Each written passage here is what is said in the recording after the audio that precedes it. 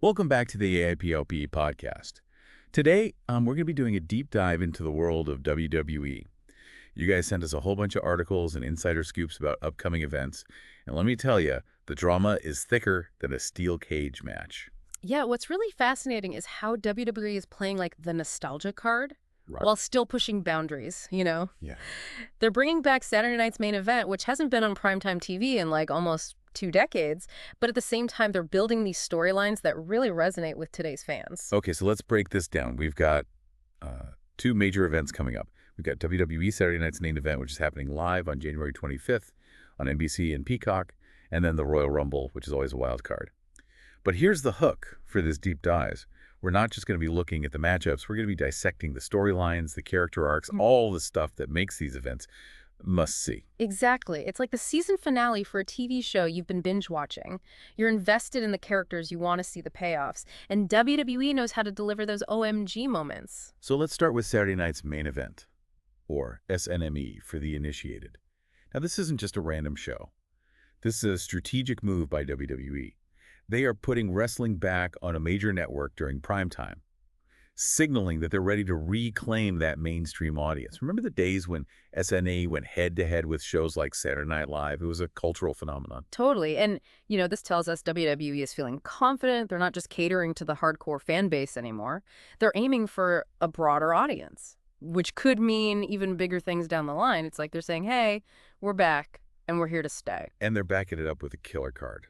First up, we've got Gunther, the reigning World Heavyweight Champion, defending his title against JB Uso. On paper, it's a classic David versus Goliath story, with Gunther as this dominant ring general who's been on a tear. But don't count Jay out just yet. He's got momentum from that recent brawl where he actually shook Gunther. And remember, Jay's part of the bloodline, one of the most dominant factions in WWE history. If his family gets involved, this match could get very interesting. We've already seen, Jacob Fatu and Nia Jax causing chaos. What if they interfere? Suddenly Gunther's not looking so unbeatable. And here's where it gets really interesting. Gunther has been downplaying Jay's challenge, almost acting like it's beneath him. But we saw a flicker of doubt in Gunther's eyes after that brawl. Could this be the crack in his armor that Jay needs to exploit? Right, it's all about that psychological warfare. And WWE excels at it. They're making us question everything. Is Gunther truly invincible? Or is he underestimating Jay? That's what keeps us hooked. And before we move on, if you're loving this deep dive into the world of WWE, make sure to hit that like button and subscribe to the AIPLP podcast for more incredible content. We've got so much more to unpack, including another title match with a legacy on the line, a clash of titans that could shake the very foundation of the ring, and a contract signing that's practically guaranteed to erupt into chaos. So stick with us. Right, we've only just begun to scratch the surface here. Okay, so next up we have the Intercontinental Championship match. Braun Breaker, the current champion, is facing a legend, a future Hall of Famer, Sheamus. And this isn't just about the title, it's about legacy. Sheamus has won almost every championship there is in WWE. Yeah. Except this one. Think about it. This guy has been a world champion, a king of the ring. He's won the Royal Rumble, but the Intercontinental Championship has eluded him. And now he's facing this young, hungry, incredibly talented opponent in Braun Breaker. And Breaker, to add insult to injury, has been suggesting that maybe it's time for Sheamus to retire. Can you imagine the audacity? This kid is basically challenging the Celtic warrior to a duel. It's like Luke Skywalker telling Yoda to hang up his lightsaber. Oh, totally.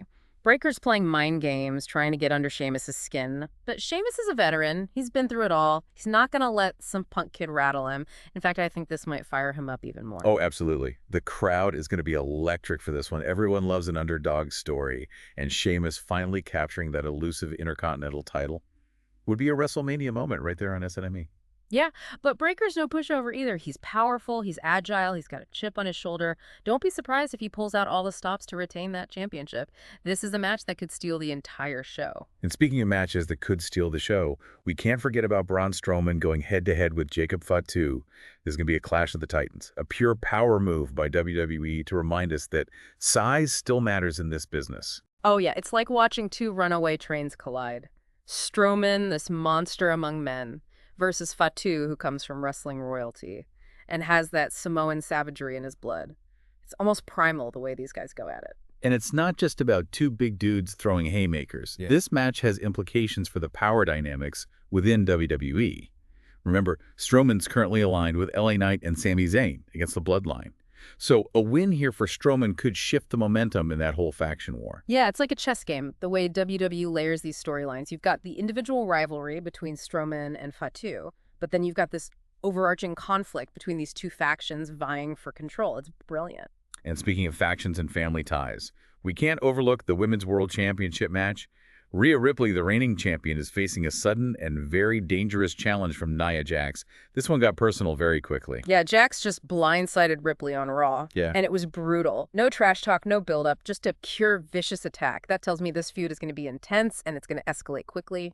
Ripley, being the fighting champion she is, immediately accepted the challenge. This is a woman who's not afraid of anyone, and she's proven she can go toe-to-toe with the best of them. But Jax has that size and strength advantage, and she's clearly out for blood. I think what's intriguing here is the contrast in styles.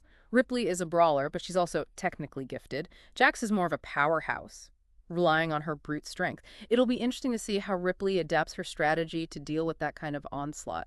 And let's not forget, Jax has her cousin, Jey Uso, also competing on this card.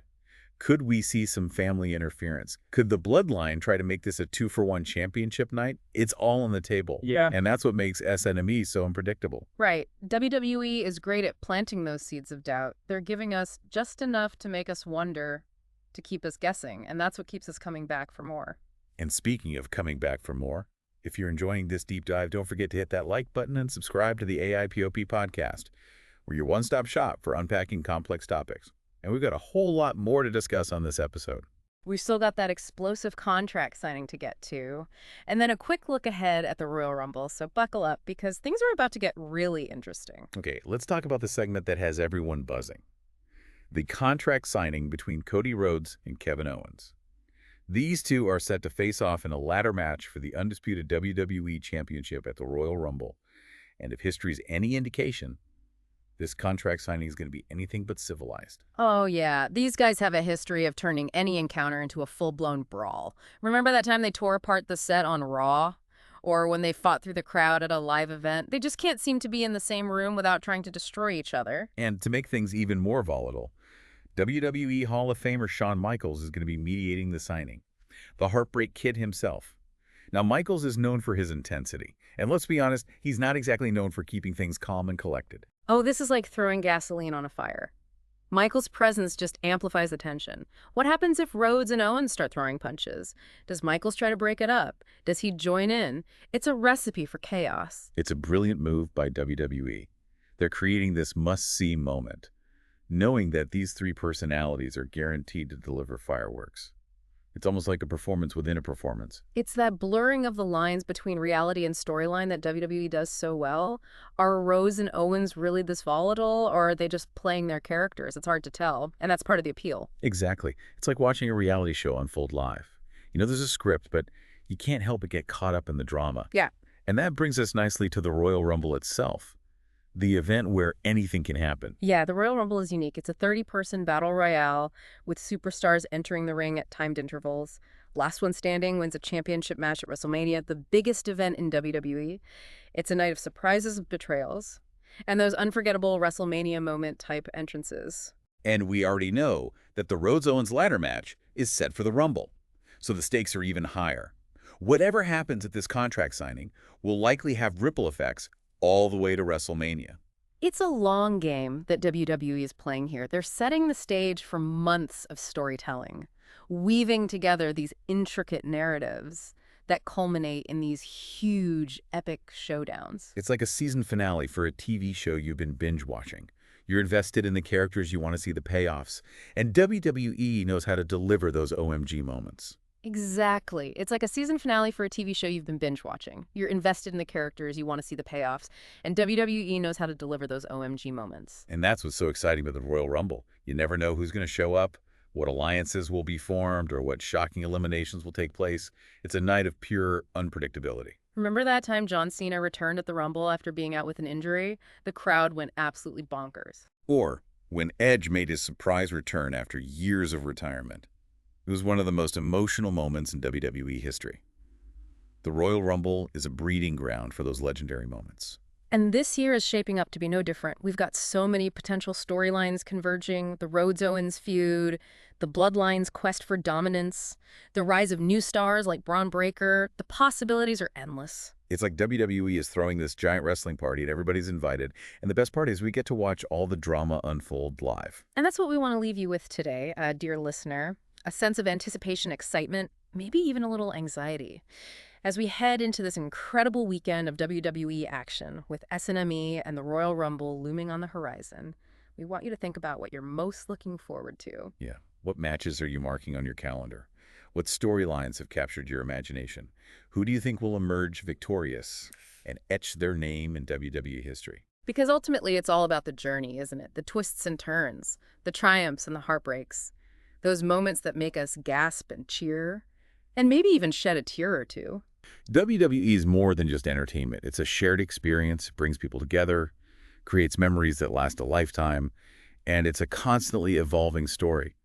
So as we wrap up this deep dive, we encourage you to engage with the WWE universe. Yeah, share your thoughts, predictions, and excitement with fellow fans.